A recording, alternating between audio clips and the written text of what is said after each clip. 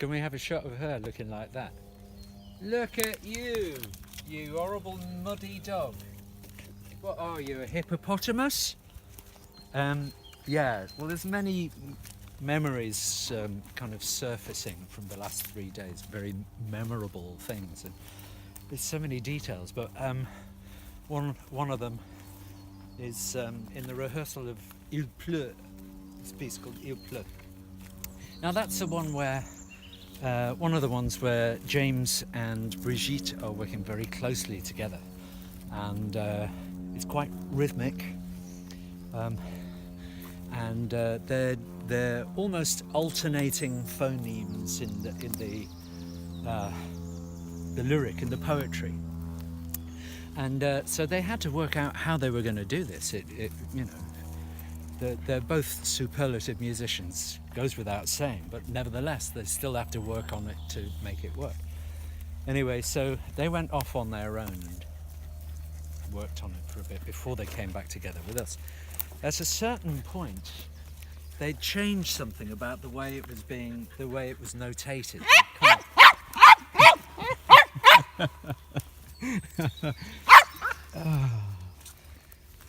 You were saying? I was saying they changed something about the notation, and Hold on a they minute. Sod off, Amy. Amy, Too big. you're always trying to get in on things, Amy. Honestly, what an egotistical dog. She's terrible. I hope that didn't ruin your thread. What thread? And then, yeah, they came back, and just before we did it all together with all the instruments, they had a very quick run through again on their own, and they did it at a lightning speed, and it was jaw-dropping to hear it, to watch it, and they just did it in such a casual way as well. It was amazing. Anyway, so what happens with that piece? It's called Il pleut, and it's based on a Verlaine poem, which is the famous one, "It rains in my heart like it rains in the town." And so now Debussy did a setting of this, but I didn't use it at all. I've used one little figure that comes out of it that kind of oscillates, doo-wee, oo-wee, oo-wee, oo-wee, and kind of all the rest of it is either me or just little references to other Debussy music about the rain. So, for example, there's a piano piece called Jardin sous la pluie, which is very, very fast. If you slow it down, however, it's going doki doki doki doki doki doki doki doki doki doki doki doki doki, like that kind of thing. So I've used that in one place, and but I would say that that's kind of 80% me, that piece, Il pleut. And so the vocalists do their thing at the beginning. Starts off with just the two voices, and then the flutes add in doing these little staccato notes, boop, boop, boop, boop, boop, etc. And it builds up, and then the harp joins in, and it gets a bit of a head of steam going, and then it just stops, and then whack, we're into this full band, very exciting, fast full band piece, and it goes from there, and it extends from there. You hear Alcione playing this very, very fast stuff on the piano, and eventually that leads into a free improvisation part. And that was interesting. At a certain point, I listened to one of our recordings of us just playing it through for the first time, and Alcione is playing a Debussy prelude, a very kind of thunderous one. What the West Wind Saw, it's called, and it comes swirling out of all this free improvisation stuff.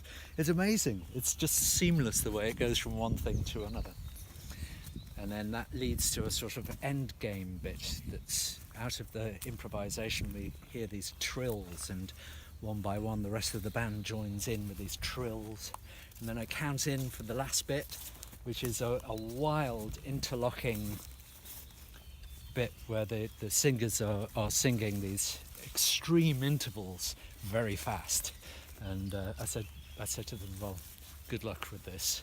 And James said, it'll be all right. And it was all right. Cool. Thanks, Eddie. I think that people just have to make do with that till we get those that audio edited a bit. Yeah. Well, I'm going to talk to Alex. I mean, the thing is, Shall I stop recording? No, I mean, people need to know this. This is the reason why we haven't got audio on the things yet, on the footage that you took quite yet. Alex recorded absolutely every note we played in the rehearsal, including all the outtakes, etc., etc. He's got 18 hours of audio. And it's just going to take a little while to sort through that. So I know that people are really wanting to hear it, and I want them to hear it, but that's our problem in the first instance, is there's just so much of it, and we've all got lives where we're busy doing other things as well, so we're just going to have to wait for Alex to get it together when he's got some spare moments, and send us some snippets.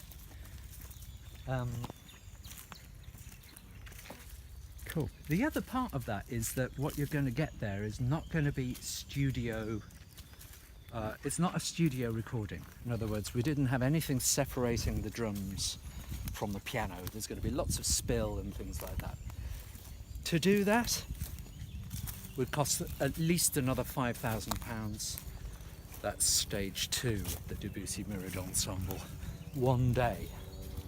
At the moment, you know, if I'd included all of the things that I wanted to do, the budget would have been totally astronomical and laughable. So I had to pare it down to what was possible.